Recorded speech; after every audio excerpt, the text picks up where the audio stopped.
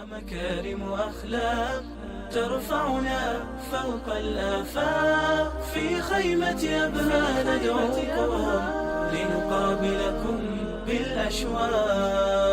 في خيمة أبها ندعوكم لنقابلكم بالأشواق. دين ومكارم أخلاق ترفعنا فوق الآفاق. في خيمة أبها ندعوكم لنقابلكم بالأشواق.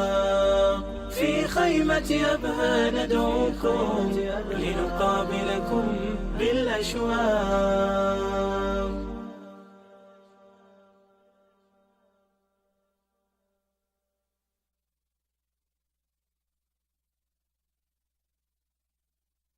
بسم الله الرحمن الرحيم. الحمد لله رب العالمين، والصلاة والسلام على سيدنا محمد وعلى آله وصحبه أجمعين. السلام عليكم ورحمة الله وبركاته. أسعد الله مساءكم بكل خير وبركة. في البدء لا بد من كلمة شكر. شكر لله أولا سبحانه وتعالى، ثم لجميع الإخوة والأخوات القائمين على هذه الخيمة المباركة. وعندما يذكر خيمة يتوقع أنها خيمة من خيامنا العتيقة، لكن ما شاء الله تبارك الله ولا قوة إلا بالله، إنما هي خيام وليست خيمة واحدة. فأنا أهني جميع القائمين على هذا المنشط العلمي الدعوي الفكري الترفيهي، والذين جندوا وقتهم وطاقاتهم وجهودهم في سبيل نجاح هذا المخيم.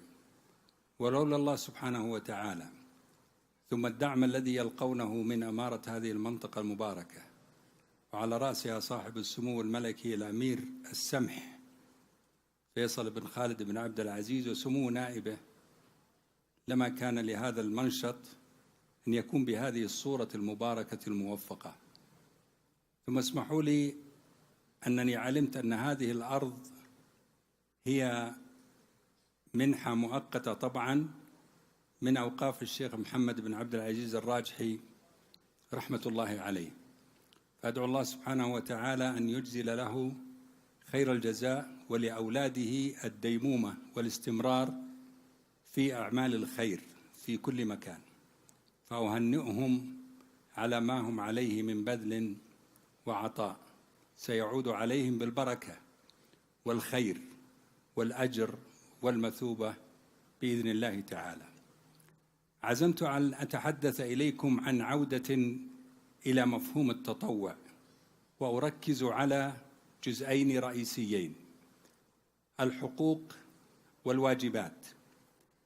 لكن عندما أخذت جولة على هذا المخيم المبارك، ووجدت أن فيه أكثر من 500 متطوع ومتطوعة، قلت إنني أتيت بائعا التمر إلى هجر، ومن ثم فلعلي أحرف الموضوع إلى غير ما رسم له، لكنني لن أخرج من المفهوم.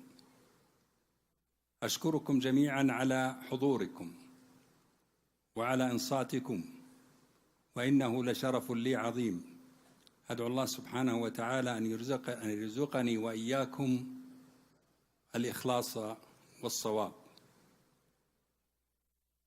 مفهوم التطوع هو الآن السائد بيننا، والحديث عنه جميل وطويل،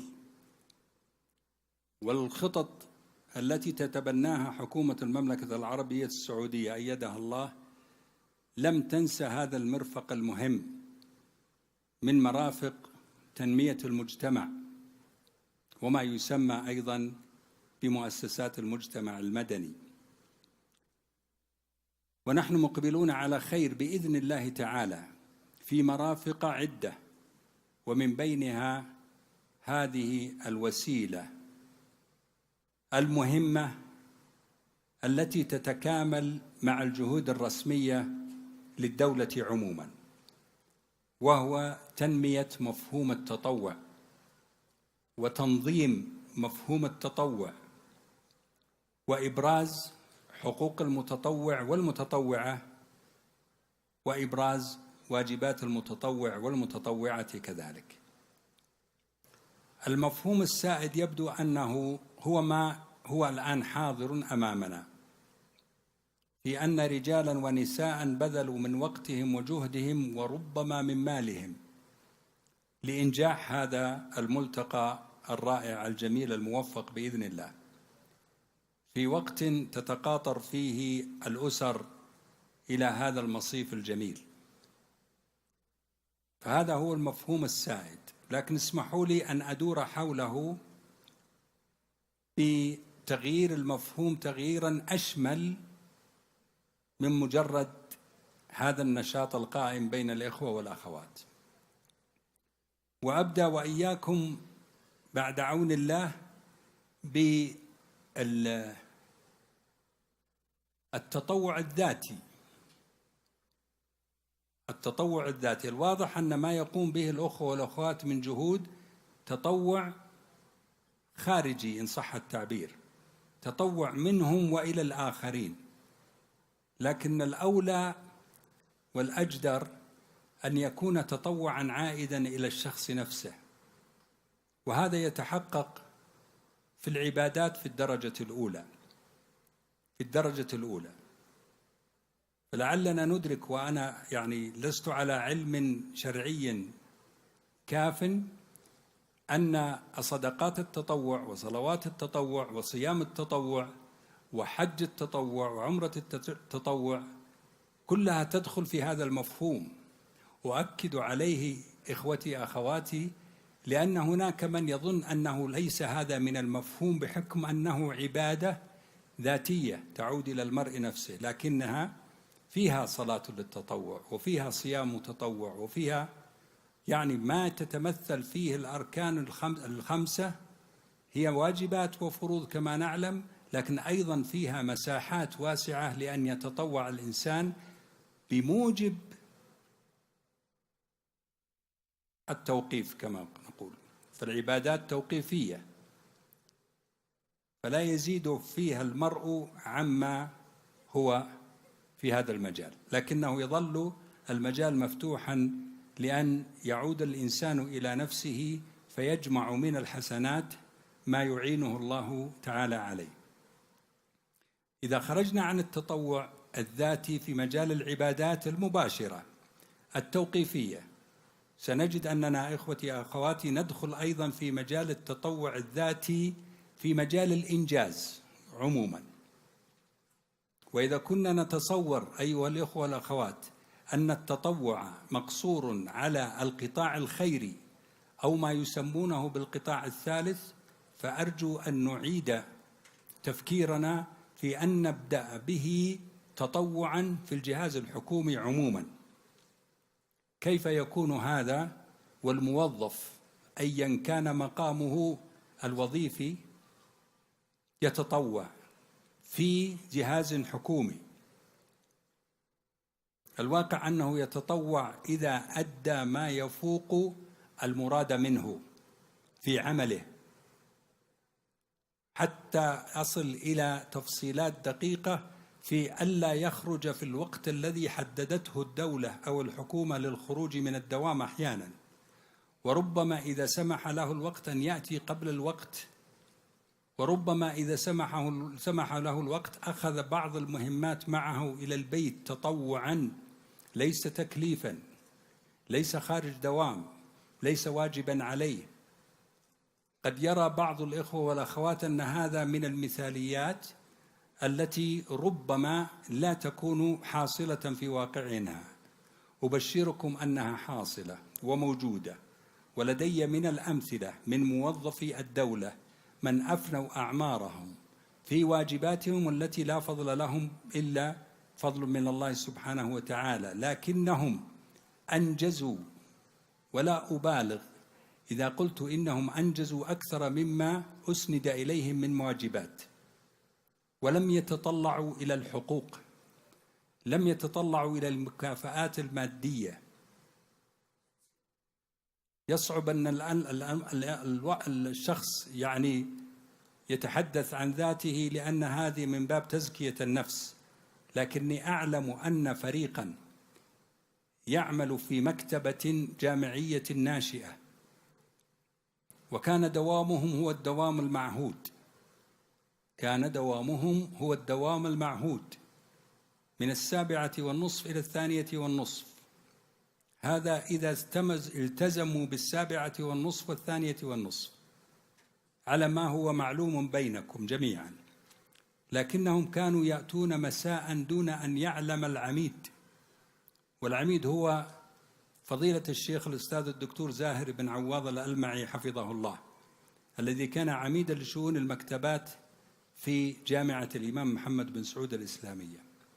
فكانت لديهم مهمة إنشاء المكتبة أول ما أنشئت الجامعة، أتكلم عن 1394 1395، وكانت الجامعة مشغولة بوضع اللوائح لنظام الجامعة الجديد. فكان هؤلاء العاملون بمرأ من أخيكم هذا يأتون مساء، ولا يعني يخرجون من العمادة إلا بعد 12، وغيرهم كثير وكثير وكثير ممن يعملون. طبعا بعض الجهات ربما لا تسمح بدخول الموظف بعد وقت الدوام لإجراءات أمنية أو تنظيمية، فتجد أن الموظف الحكومي كما قلت لكم يحمل أوراقه ومعاملاته معه وينجزها على حساب وقته مع أهله ومع أحبابه، ويجد أنه ينجز ويحقق ذاته، وراتبه هو راتبه ولله الحمد، لكن لراتبه طعما وذوقا يختلف عن أخيه المقصر الذي ربما شمت به وربما سخر منه، لكن الله سبحانه وتعالى يبارك له في هذا الراتب، ويبارك له سبحانه وتعالى في صحته وفي شبابه وفي عمره وفي أولاده وزوجه، هذا في الدنيا. فإذا الموظف الرسمي يتطوع، وأنا أدعو إلى أن يكثر من التطوع. فهذه البلاد قائمة على الله ثم على هذا الموظف أيا كان مقامه من الوظيفة الحكومية، فلا يحقرن أحد منا نفسه في أنه يقدم ما أنيط به من عمل ويزيد عليه. هذا في القطاع الحكومي. ولعلكم الآن تتصورون وجود جهات حكومية فيها موظفون تعرفونهم مجتهدون في هذا المجال، ولا ينظرون إلى أي عقبات أو صعوبات أو إحباطات أو تثبيط كما ذكرت لكم يمر عليهم من بعض زملائهم الذين يعني لا ألتمس لهم عذرا كبيرا، لكني أتفهم موقفهم هذا السلبي لأسباب إدارية بحتة.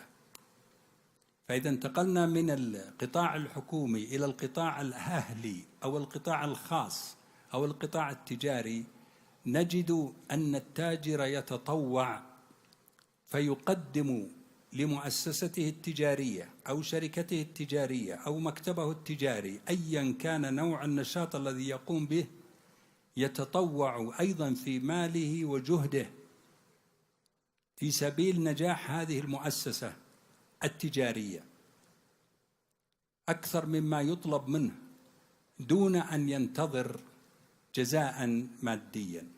وهذه مهمة في القطاع الأهلي، لأن الأهلي يهدف إلى أمرين رئيسيين لا أحسب أن هناك ثالث لهما، هو الإنتاجية والربحية. فإذا رأى أصحاب العمل الرؤساء أن هذا الموظف بهذه الحال وبهذه الصورة فلن يتركوه، لأنه مكسب لهذه المؤسسة. إذا رأوا أنه يتخطى نظاما طبعا المسؤوليات المناطة به تطوعا، فمعنى هذا أنه مكسب لهذه المنشأة فسيتمسكون به، وسيكون هو نفسه، وعفوا على هذا التعبير، سلعة غالية يخطب من مؤسسات تجارية أخرى. لماذا؟ ليس لأجله هو لذاته، وليس لأي اعتبارات جانبية، ولكن لأنه شهد له بالإنتاجية الفائضة التي تفوق ما أنيط به، فهو يتطوع بهذا الأمر حبا في مؤسسته وحفظا لولائه لهذه المؤسسة وحفظا لأسرار هذه المؤسسة. يحترم وجوده فيها فيحترم رؤساءه ويقدر مرؤوسيه. في القطاع الأهلي التجاري الذي يتهم بأنه وأنه فلنعرض عن هذه الاتهامات. ثم ننتقل إلى القطاع الثالث أو القطاع الخيري الذي تبرز فيه فكرة التطوع بوضوح أكثر، لأن هذا القطاع بحاجة ملحة إلى هذا المورد البشري المهم والفاعل. وبما أن القطاع الخيري في مداخيله محدود، فمعنى أن إحياء هذه النشاط التطوعي سيثري بإذن الله تعالى جميع أنشطة هذه المؤسسة أو الجمعية أو المركز الخيري، وهذه مهمة جدا. إنما تقتضي من المتطوع الذي انبرى وقدم نفسه أن يعمل، تقتضي منه بعض الحقوق له وبعض الواجبات عليه. فعفوا التطوع ليس مسألة مزاجية وليس مسألة لقضاء الوقت، وإن كان فيه قضاء للوقت بما يفيد، لكنه عمل شبه رسمي تماما، بل يفوق العمل الرسمي، لأنه نوعا ما تخلص من تلك القيود التنظيمية الموجودة في العمل الرسمي، والتي يرى كثير من الموظفين أنها قيود، وإنما هي أمور لتضبط العمل عموما، فيعطي أكثر وينشط أكثر ويحقق ذاته أكثر. ومن هنا يأتي هذا المفهوم، مفهوم التطوع، بألا يقتصر على العمل كما يقال أحيانا في بعض التعريفات الأداء المجاني أو النفع المادي أو المعنوي لمنشط من المناشط. فليس عندنا في هذه الدنيا عمل مجاني إطلاقا. لا يعمل أي إنسان إخوتي أخواتي عملا دون مقابل. ثم نبحث في المقابل. ما المقابل؟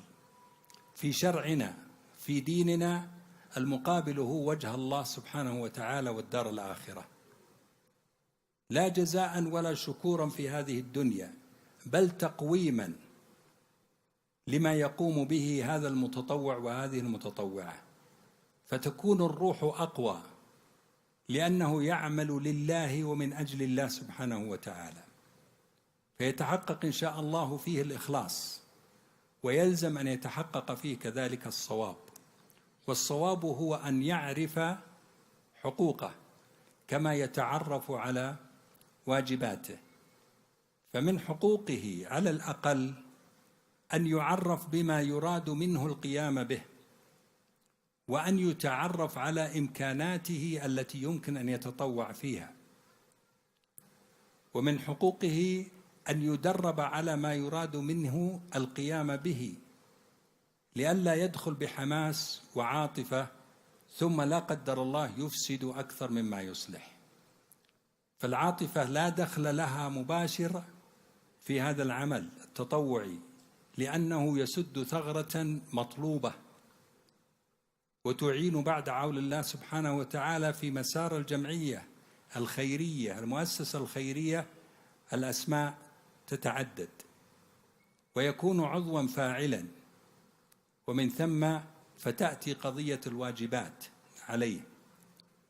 الواجبات عليه أسمى الواجبات، وأولها هو أن يلتزم بما أراد أن يلتزم به، ومسألة الالتزام في التطوع مسألة حساسة جدا جدا جدا يا إخوتي وأخواتي. فالذين يعملون في الجهة الخيرية يريدون من المتطوعين والمتطوعات الالتزام أولا كواجب مهم من واجباتهم، وكما أقول وأكرر لأنه سيسند إليهم أو إليهن ملفات كما يسمى بحسب خبراتهم وبحسب إمكاناتهم وبحسب تأهيلهم.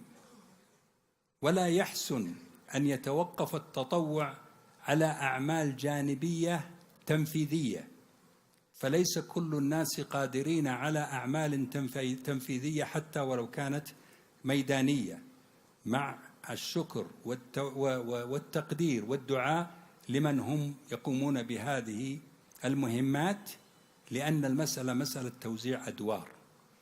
لكن قد يكون عمل هذا المتطوع أو هذه المتطوعة عملا استشاريا أو عملا مكتبيا أو عملا ما لا يقتضي الخروج للميدان، لكنه يقتضي الالتزام والحضور في أوقات تحدد بالاتفاق، فقد لا تتعدى يومين في الأسبوع، وقد تصل إلى 3 وقد تصل إلى آخره. فالمسألة مسألة تنسيق والتزام مع هذه الجهة الخيرية من هذا المتطوع الذي أعطاه الله سبحانه وتعالى من الخبرة والتجربة والميراث ما يقتضي أن يزكي هذه العوامل الثلاثة. وهذه مهمة في أولى الواجبات.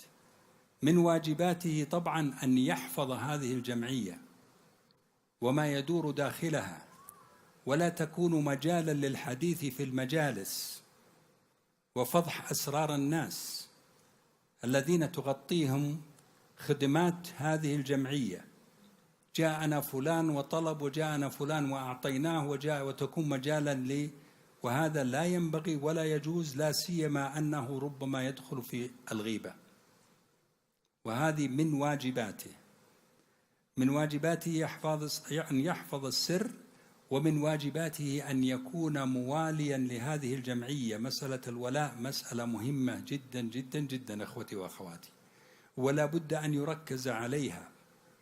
وأدعو إخواني إن شاء الله في اللقاءات القادمة، الوقت الآن لا يسع، أن يفردوا درسا أو محاضرة أو لقاء عن مفهوم الولاء عموما، لأننا لا نركز عليه مع الأسف الشديد في أحاديثنا ومحاضراتنا وإلى ذلك. يعنيني منه أن يكون عنده ولاء كاف لهذه المنشأة أو الجهة التي يعمل بها. فهذه الحقوق وهذه الواجبات لا بد أن تكون واضحة لمن أراد أن يتطوع ولمن أرادت أن تتطوع، حتى يكون على بينة وحتى يقدم نفسه أو يحجم، وما على المحسنين من سبيل. إن أحجم فما على المحسنين من سبيل.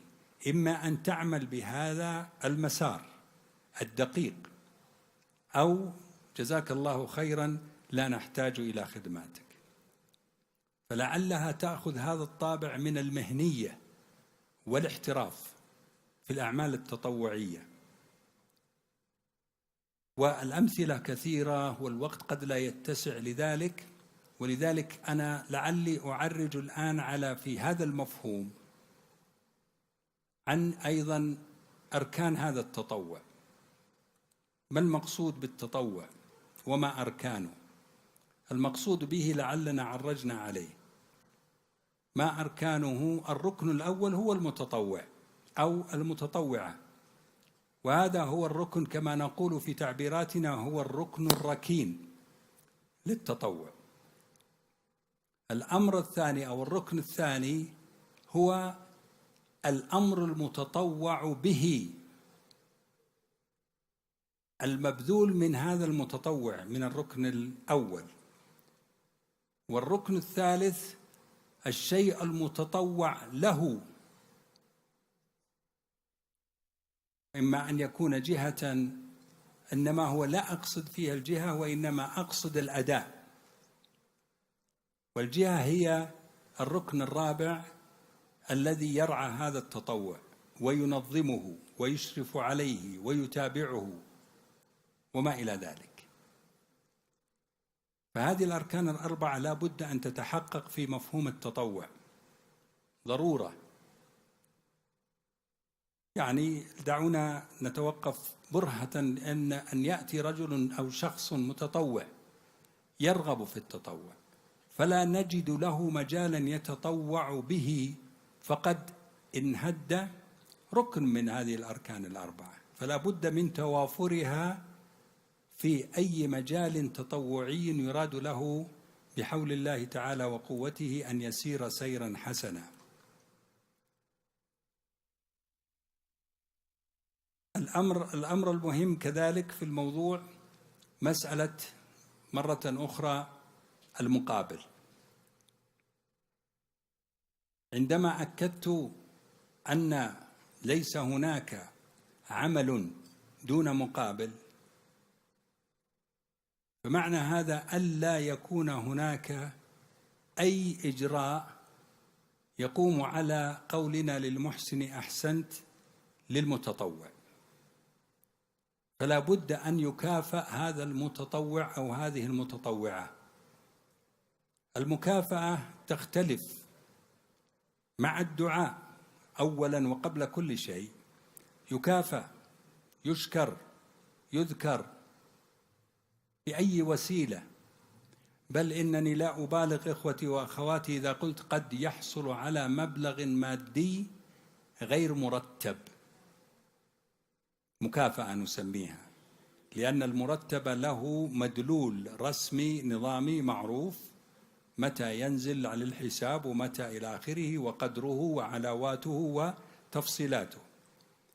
لكن المتطوع أو المتطوعة قد ينال مقابلا ماديا لما يقوم به وإن لم يطلبه، وإن لم يكن شرطا في مذكرة التفاهم أو العقد أو الاتفاقية بين المنشأة وبين المتطوع. وهذه يعني قد لا تكون مهمة عند بعض الناس وقد لا يرغب بها أو فيها، لكنها تعطى له لأنه سيكون ضمن عدد من أشخاص قد يريدونها ولا يكرهونها، فيأخذها ويتصرف بها، وقد يعيدها إلى منشأته وقد يزيد عليها فضل من الله سبحانه وتعالى.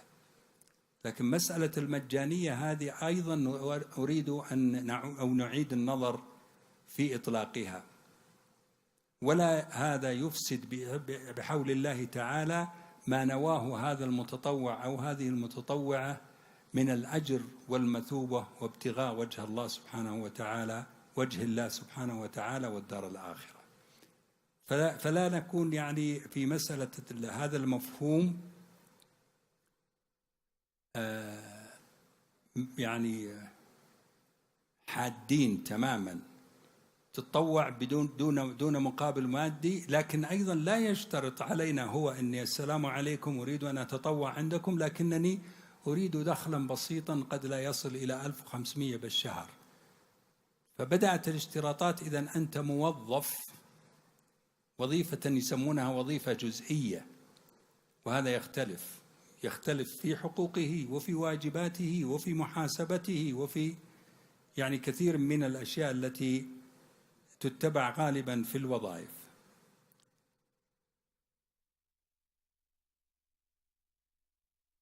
غير الحقوق والواجبات للمتطوع ومن المتطوع، أرجو أن أؤكد إخوتي وأخواتي على أن بعض الناس الذين يرغبون في أن يتطوعوا لا يحسن لهم أن يتطوعوا. بعض الناس الذين يرغبون عاطفيا في أن يتطوعوا لأداء ما يحسن بهم ألا يتطوعوا، ويحسن بالمنشأة أن تعتذر بكل كما يقال حكمة وأدب أنه لا نريد منك هذه الخدمة. لماذا؟ لأن السمات النفسية في المتطوع لها أثر كبير على التطوع، ولها أثر كبير على المتطوع له، ولها أثر كبير على المتطوع به، وأنا أعلم وأنتم تعلمون. وهذا من توزيع الله سبحانه وتعالى للأرزاق على عباده، أن أناسا عندنا لديهم طبع حاد، طبع لا يعدله دورات، قد يقلل منه، ولا تعدله قراءات، ولا تعدله أي وسائل مادية، هو بطبعه حاد. بغض النظر عما يأتي بعد الحدة من الرجوع وغير الرجوع، المسألة قصمة الظهر في الحدة. فهذا الشخص ذكرا كان أم أنثى لا يحسن به أن يتطوع في خدمة العامة، في مواجهة الجمهور. وهذه سمة مهمة إخوتي أخواتي، ينبغي أن نتنبه لها، لأن المتطوع له، وهو الركن الثالث من أركان التطوع، جاء بنفس يعلمها الله سبحانه وتعالى، فلا تزيدن عليه هذا الشعور بكلمة أو بسلوك أو بتصرف أو ما إلى ذلك. والكلمة الطيبة صدقة، وإن لم تجد ما تستطيع أن تخدمه فيه فأعطه صدقة، كلمة. والشيء بالشيء يذكر، ولو خرجنا على النص، أن الكلمة الطيبة لها وقع في النفس كبير.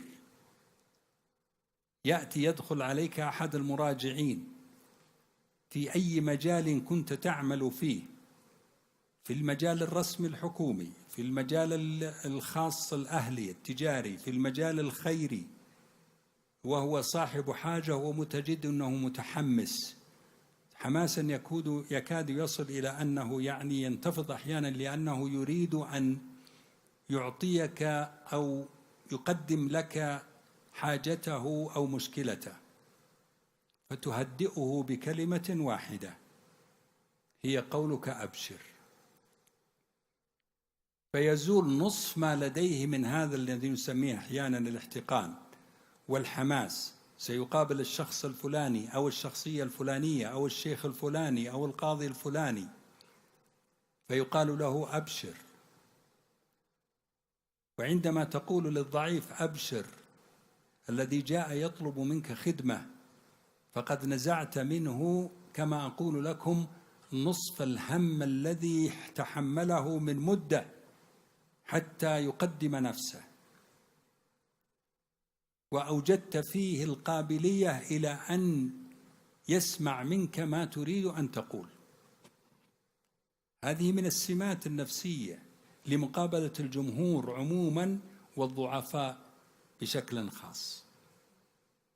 ثم تشرح له أو تشرحين لها الإمكان وعدم الإمكان وما إلى ذلك، فيخرج راضيا طيب النفس داعيا لك وداعيا لمن وضعك في هذا المقام، بدلا من أن يخرج داعيا عليك وداعيا على الذي وضعك في هذا المقام. والكلمة الطيبة صدقة. ومن ثم فأنا أوصي، إن كان لي حق أن أوصي، أن نقابل الجمهور بكل ترحاب، وألا نمارس دور الوصاية كما يقال. أنا أدرك إخوتي أخواتي أن الذين يقابلون الجمهور أحيانا يقابلون حالات صعبة جدا، سواء في نفس المراجع أو في احتياله أو في كذبه أو في إلى آخره. أبشر أبشر. وأبشر هذه ما شاء الله لا قوة إلا بالله كلمة سحرية، تجعل هذا الشخص ربما يتبدل في سلوكه وتصرفاته، ليس معك أنت شخصيا، لكنك أعطيته دفعة قوية في أن تؤثر في هذا الأمر. أستغفر الله العظيم، جئت محتالا فقال لي أبشر، ولم يقولها لضعف في شخصيته، ولم يقلها ضعف في شخصيته، ولم يقلها يعني غفلا، وإنما هو من أولئك المتغافلين المتجاهلين المتغابين. ومهما تكن عند امرئ من خليقة وإن خالها تخفى على الناس تعلمي. كن يا عبد الله في هذا المقام ولا تكن في هذا المقام. كن متغافلا، كن متجاهلا في تعاملك مع الجمهور، بل كن متغابيا، ولا تحاول أن تنتقم من يستغفلك، ودعها، فليقل عنك إنك ضعيف الشخصية، يعني متردد، فأنت أدرى بنفسك. وهذه من مقابلة الجمهور في شتى المجالات وفي مقابلة الضعفاء. والشيء بالشيء يذكر كذلك أخوتي وأخواتي، وهو في مجال التطوع أن نمد هذا المجال بحيث لا يقتصر على الموقع الذي نعمل فيه، وإنما يمتد إلى الميدان. ماذا أقصد من هذا الكلام؟ نحن في ميدان، والمتطوعون يجولون في كل مكان، ليس هذا هو المقصود، فهذا المكان هو المكان محصور، لكن أنا أدعو أن ننتقل في عملنا التطوعي إلى الوصول إلى الضعفاء بدلا من أن يصلوا إلينا. وهذا يقتضي قدرا عاليا من الأمانة والستر. الأمانة في حمل ما تحمله لهذه الفئة المتعففة التي يعلم الله سبحانه وتعالى أنها أحوج من كثير من الذين يطرقون باب الجمعية. فتقوم الفرق في ظلم الليل وتتعرف على مواقع هؤلاء المتعففين من خلال طبعا الشباب المتفانين، وتحفظ لهم كرامتهم حتى أمام أولادهم بنين وبنات. فهذه من السمات أيضا التي ينبغي أن تتمثل في المتطوع الميداني، في المبادرة، في عدم التسويف أو التأجيل. ربما أن عشاءهم يقوم بعد الله سبحانه وتعالى على ما ستطرق عليه بابهم فيه من مؤونة إن كانت مؤونة. ربما أن أولادهم ينتظرون هذه الحقيبة المدرسية بمحتواها. ربما أنهم هم وأولادهم ينتظرون كسوة الشتاء أو كسوة الصيف. ربما أنهم هم أو أولادهم أو أمهاتهم يحتاجون منك إلى أن تقف معهم وقفة طبية يثيبك الله عليها. وكما قلت يعني تحل البركة التي أؤكد عليها كثيرا، لأن البركة لا تقاس ماديا، ليست قابلة للقياس يا إخواني يا أخواتي. البركة فضل من الله سبحانه وتعالى عظيم أعظم بكثير مما تقوم به لغيرك من خدمات تطوعية. مجالات التطوع مجالات واسعة. أنا الحقيقة لما أقول وأكرر لكم أنني عندما وجدت هذه الجهود المباركة في هذه الخيمة المباركة أثلج صدري هذا النشاط، وعلمت أننا في خير. يعني ليس علمت، أعلم ولله الحمد، لكن تأكد لي أننا في خير وأننا إلى خير، وأن شخصا يقوم على هذا المنشط الجميل الرائع بدأ من 15 من رمضان وإلى اليوم ساكن في هذا المقام. هذا الرجل يحتاج إلى الدعاء أولا، ومن عاونوه ومن عاونه يحتاج إلى الدعاء منا على ما بذل من جهد، ويحتاج إلى أن يكرم، لأننا نحتاج إخواني أخواتي إلى أن نفعل مفهوم أن يقال للمحسن أحسنت. أنا لن أتحدث عن اقتران الصدقة بالتطوع إذ إنهما قرينان، لكني أختم إن شئتم بنوع من التحذير إن سمحتم لي، وهو أن نتجنب الوجاهة، وأن نتجنب الشهرة، وأن نتجنب الثناء المباشر في هذه الأعمال التي يحددها العاملان الرئيسيان اللذان ذكرتهما في البداية، وهما الإخلاص والصواب. من يريد الوجاهة فله ذلك ولن نحاسبه، لكن ليس في مجال التطوع وليس في مجال العمل الخيري عموما. العمل الخيري إخوتي أخواتي لا يحتمل ولا يتحمل الوجاهة والشهرة، تمام، ولا الثناء، وإنما يتحمل الدعاء ويتحمل جزاء الله سبحانه وتعالى لهذا المتطوع وهذه المتطوعة. فمن يريد أن يقال له أو عنه فقد قيل، وإذا قيل فاحذر من أن يحبط الله عملك. وهذه مهمة جدا لأنها موجودة، وينبغي أن نتعامل معها بحكمة وأن نكون واضحين تماما في رفضها.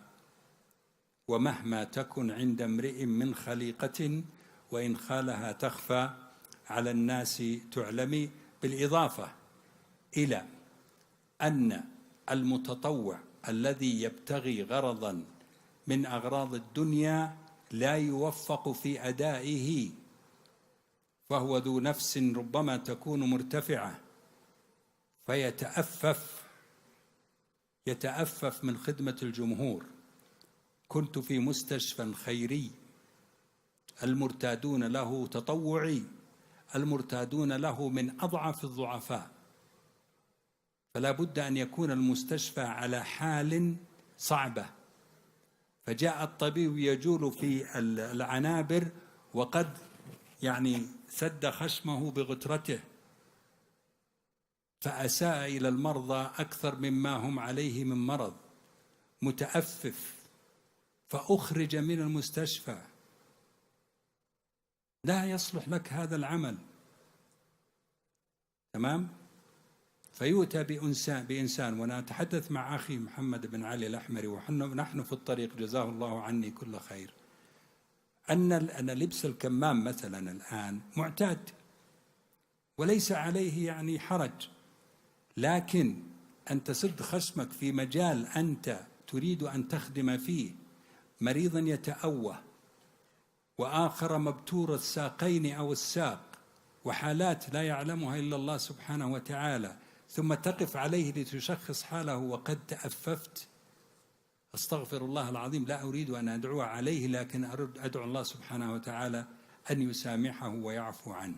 هذا مثال متطرف، نعم، لكنه يحصل. ومن ثم فرجاء الباحثون عن الوجاهات والباحثات عن الوجاهات أمام بني أو أمام صويحباتهن أو أمام أصحابهم لا يصلحون للعمل الخيري عموما والعمل التطوعي. وأنا أركز على هذا المجال لأنني أقول لكم بكل صدق قد عانيت منه، وأبشركم أن بعضا من هذه الفئة أدركوا معاناة هذا الرجل فأعرضوا عنه، لأنك فيه لغة تخاطب بالعين توحي للآخر أنه ليس هذا مجالك، هذا يا أخي ليس مجالك. ولا أريد أن أزيد، لكنها أثرت في أن أؤكد على أن هذا العمل الخيري عموما والتطوعي، ناهيك عن طبعا العمل الرسمي والعمل الوجاهة المكتسبة غير الوجاهة المعطاة من الله سبحانه وتعالى. ولذلك أنا لا أذم الوجاهة، فالوجاهة أحيانا تكون هبة من الله سبحانه وتعالى. ولذلك يقول لي أحد كبار المسؤولين في الدولة في حديث عابر أنه بشفاعته للآخرين يؤدي زكاة الوجاهة التي أعطي إياها ولم يبحث عنها. ومن ثم فهذا الأمر مهم جدا. الجانب الإعلامي والأخير، وأنا أمامي الشاشة تقول متبقي 10 دقائق، هذه ذكرت قبل 10 دقائق، فمتبقي قبل 10 دقائق إن شاء الله.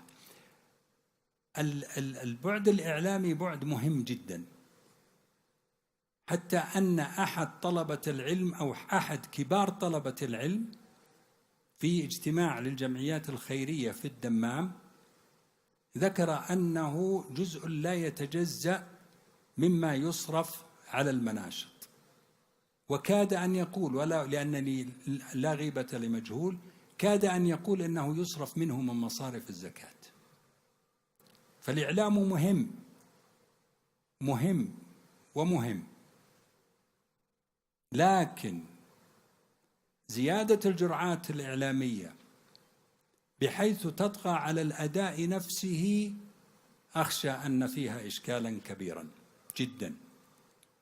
وقد عايش أخوكم هذا شيئا من هذا، فصرفت موارد المنشأة في جزء كبير منها وليس فيها كلها على الإعلام والإعلام، إعلام الوجاهة، إعلام البروز. ولذلك هذا الإعلام ينقلب عندي، وأرجو التفريق بين المصطلحين، ينقلب من الإعلام إلى الإعلان. فالمطلوب الإعلام، ولا تثريب على الجهات التي تعلم، إنما أن تعلن وتظهر نفسك بأنك قد أتيت بما لم تأت به الأوائل، فهذا أمر فيه إشكال، يعني أرجو أن نتنبه إليه. يظهر أن الوقت يعني أزف، ولذلك لن أستطرد إلا أن أؤكد في الأخير على ضرورة تنظيم العمل التطوعي، وأن الدولة رعاها الله الآن ستصدر قريبا إن شاء الله نظاما يعين على مفهوم التطوع. وأؤكد لإخوتي وأخواتي أن النظام الذي سيصدر بإذن الله تعالى، هذا اقتناع شخصي، أنه سيكون عونا على ترسيخ مفهوم التطوع في هذا المجتمع الذي يسير الآن في مسيرة التطوع. لكن تعلمون أنه سياديا لا بد أن يكون هناك تنظيم، أن هناك يعني نوع من الحماية للمفهوم نفسه، أن يكون هناك نوع من الحماية للمتطوع، وأن يكون هناك نوع من الحماية للمتطوع له، وأن يكون هناك حماية للمتطوع به، وأن يكون هناك حماية للجهة التي تتبنى مفهوم التطوع. أدعو الله سبحانه وتعالى أن يكون فيما قدمت من سميها برقيات مفيدا ونافعا، وإن شاء الله تنبني عليه أفكار وتدور حوله هموم. هذا المرفق وأكد عليه وبقوة أنه عامل مهم في القطاعات، وهذا خلاصة ما أريد أن أصل إليه، أنه عامل مهم في القطاعات الثلاثة وليس في القطاع الخيري فقط. وأسأل الله سبحانه وتعالى أن يجعلنا وإياكم ممن يستمعون القول ويتبعون أحسنه، وأن يرينا وإياكم الحق حقا ويرزقنا اتباعه، وأن يرينا وإياكم الباطل باطلا ويرزقنا اجتنابه. وأكرر شكري لكم، والله ثم والله لقد شرفتموني بهذه الدعوة، وأن الذي كسبت وما أدري هل أكسبت أم لم أكسب، وأصلي وأسلم على محمد نبينا الحبيب وعلى آله وصحبه وسلم تسليما كثيرا. والسلام عليكم ورحمة الله وبركاته.